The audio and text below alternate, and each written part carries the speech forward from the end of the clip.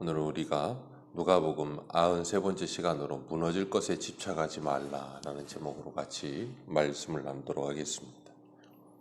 인간은 모두가 다 이 땅에 한 번 왔다가 한 번은 다 죽습니다. 인간은 유한한 존재라는 것을 우리가 이번 여름에도 대자연을 통해서 참 많이 경험합니다. 이 세상의 것들은 영원한 것은 없습니다. 그래서 모두가 다 유한한 것들이요. 그리고 그 유한한 것들에 우리들이 무한한 의미를 부여하여서 마치 그것이 무한한 것처럼 생각을 하며 거기에 몰두하고 집착하게 만듭니다.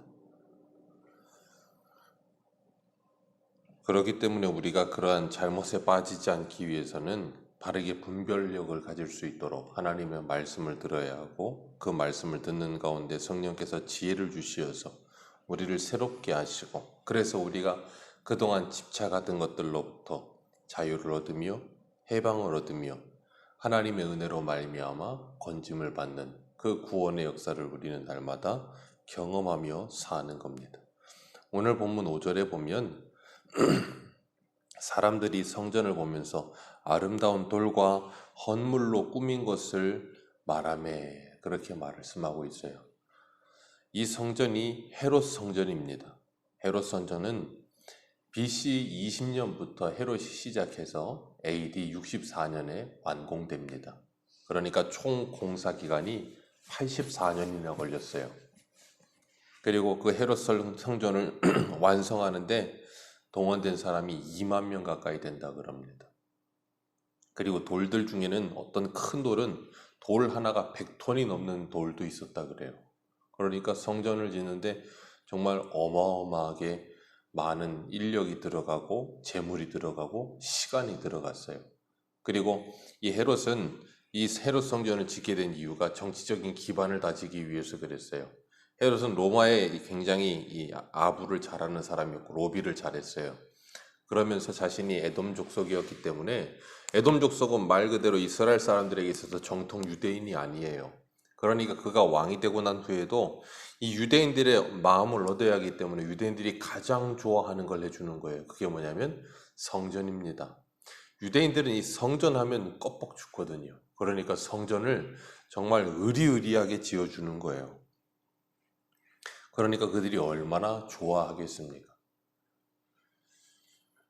그렇게 성전을 지어주면서 그들의 마음을 사고 그렇게 헤롯은 그것을 유대인들의 자랑으로 여기게끔 만들었어요. 이 성전의 크기가 예루살렘 땅의 6분의 1 정도 됐다고 하니까 뭐 말 다 했죠. 얼마나 컸을지는 우리가 짐작할 수 있습니다. 그렇게 참 화려했고 그리고 이 오늘 본문의 5절에 말하는 것처럼 아름다운 돌과 헌물로 꾸민 것을 말하며 그랬어요. 이 성전의 미문, 우리가 사도행전 하면서도 보았지만 그 미문은 어마어마하게 딱 보면 압도될 수 있을 만큼 굉장히 높고 전부 다 이 동으로 되어 있고 황금으로 되어 있고 그게 섞여서 되어 있기 때문에 햇빛이 비치면 거기에 비쳐가지고 반짝반짝 빛을 만치 너무나도 아름다웠다 그래요. 그러니까 그렇게 멋있게 화려하게 만들어 놓으니까 유대인들이 얼마나 그거에 대한 이 자랑과 자부심이 있었겠어요. 유대인들은 성전을 생각할 때는 이 성전을 중심으로 그들의 인생이 돌아가기 때문에 자기 자신의 생명보다도 성전을 소중하게 여기던 사람들입니다. 성전은 그 기능 자체가 하나님을 만나는 장소예요. 그렇기 때문에 성전이 중요한 겁니다.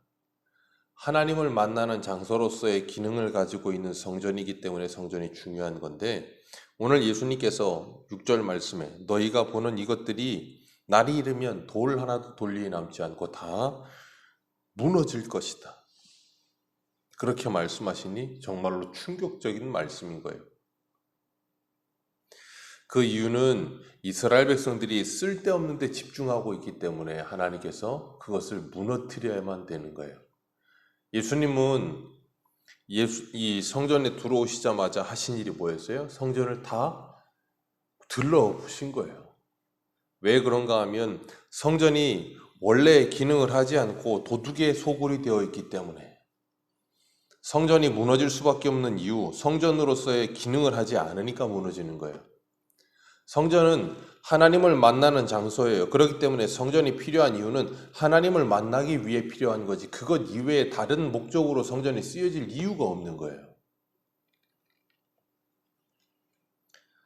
그런데 이들은 성전의 중요한 이 기능인 하나님을 만나는 데는 초점을 두지 않고 다른 것에 자꾸 초점을 두고, 성전의 외형에 초점을 두고, 성전이 멋있다는 것에 초점을 두고, 성전을 자랑하고 뭐 그런 것에만 관심을 가지는 거예요. 그러니 그게 무슨 소용이 있겠어요? 성전이 크면 뭐라고, 성전이 작으면 뭐라고, 성전이 화려하면 뭐하고, 성전이 화려하지 않으면 뭐 하겠습니까? 거기에서 하나님을 만나는 데 관심이 없다면. 구약시대의 다윗이 하나님의 개가 휘장 가운데 있는 것을 보면서 가슴이 아파서 하나님께 이 성전을 지어드리겠다고 이야기할 때 하나님께서 그렇게 말씀하세요. 집은 다윗, 너가 나에게 짓는 것이 아니라 내가 너를 위해 짓는 것이 집이다 라고 말씀하셨어요. 그러면서 네 몸에서 날 아들 솔로몬이 성전을 지을 것이다 그렇게 말씀하셨습니다. 그리고 솔로몬은 다윗이 준비한 모든 재료를 가지고 성전을 지었어요. 그런데 우리가 열왕기상을 하면서도 보았지만 솔로몬은 성전을 지으면서 시작부터 잘못됐었어요. 애굽 바로 왕의 딸을 데려다가 놓고 성전을 지으면서부터 문제를 만들었습니다. 그리고 그 일로 인하여서 이스라엘 백성들은 점점점 타락하기 시작하더니 나중에는 예레미야 7장에 보면 뭐 하기 시작하는가 하면 성전 안에 그 성전 자체 건물에 집착하기 시작했어요.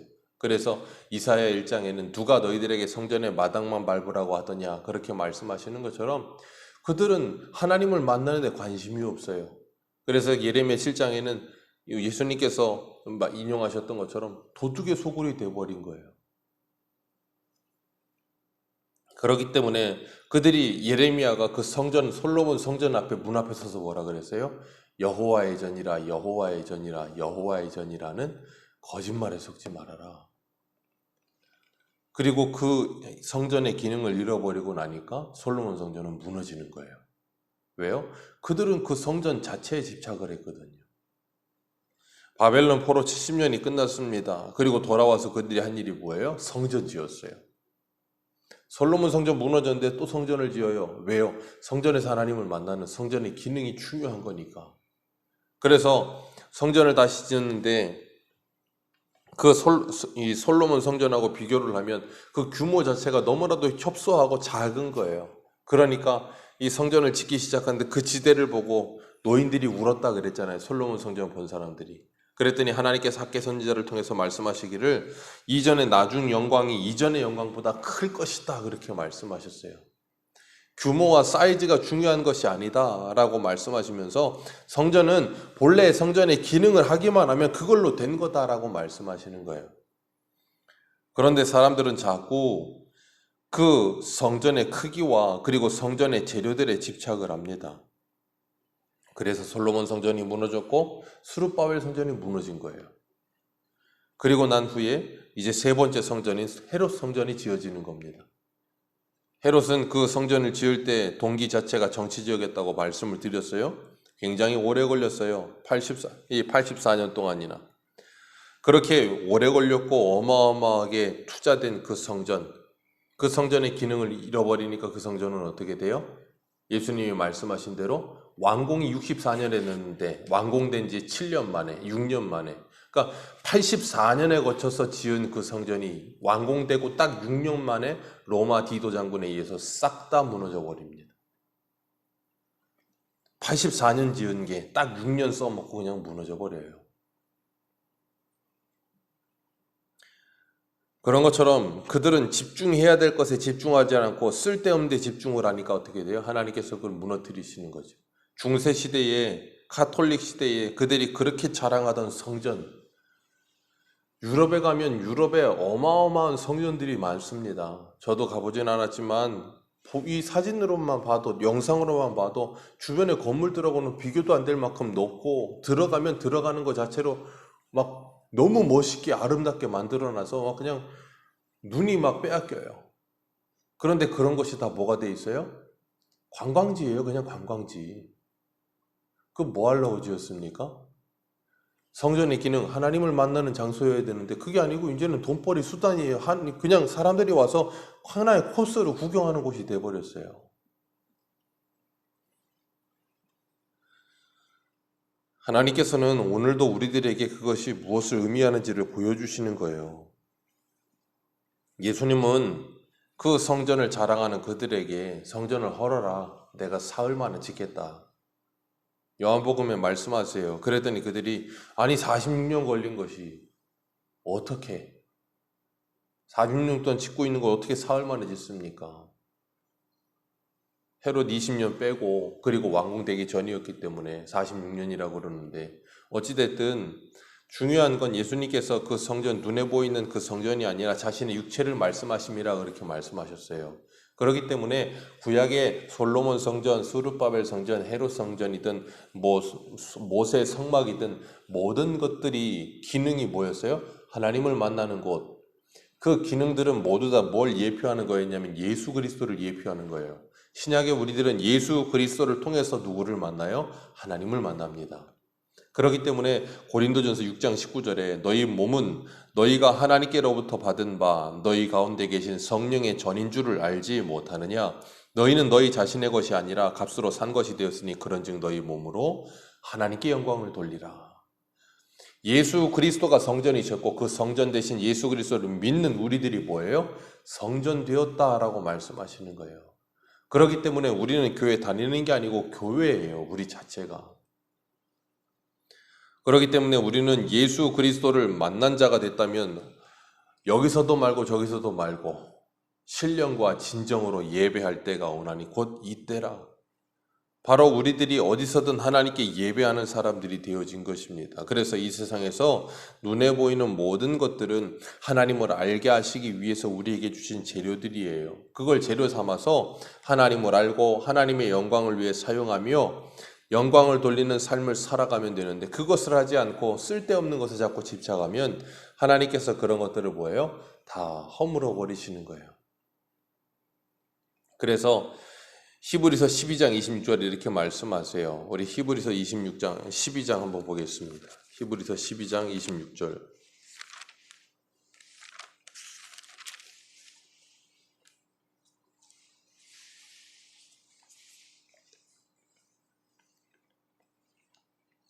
히브리서 12장 26절입니다. 26절에서 29절 같이 읽습니다.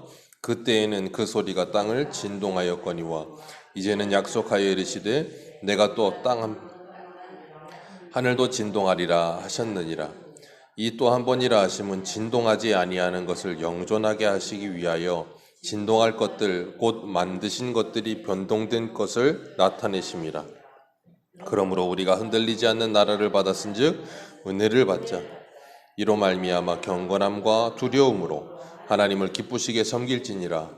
우리 하나님은 소멸하는 불이심이라. 아멘. 여기 분명히 말씀하세요.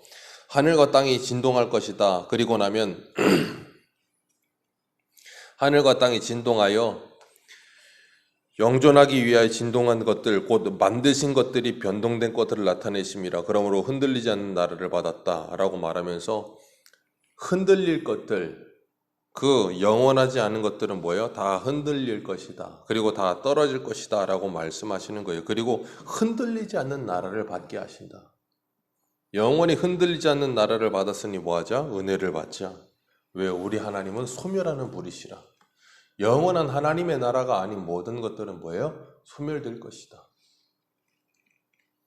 그렇기 때문에 우리들이 초점을 두어야 하는 것은 영원한 하나님의 나라라는 거예요. 흔들리지 않는 그 영원한 하나님의 나라, 이 땅의 육신의 정욕과 안목의 정욕과 이생의 자랑에 빠지지 않는 나라.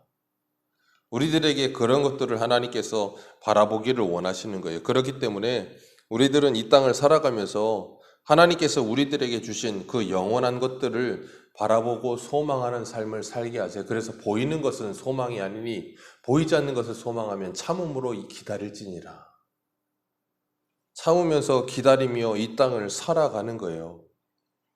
그렇기 때문에 성도들은 이 땅에 보여지는 것들의 인생의 전부라고 생각하며 목숨 걸고 그렇게 막 살아가지 않아요. 그렇다고 해서 또 염세적으로 살지도 않습니다. 왜냐하면 이 땅에서 우리가 하나님의 영광을 위해 살아가는 것이 우리의 인생의 목적이기 때문에 최선을 다하는 거예요.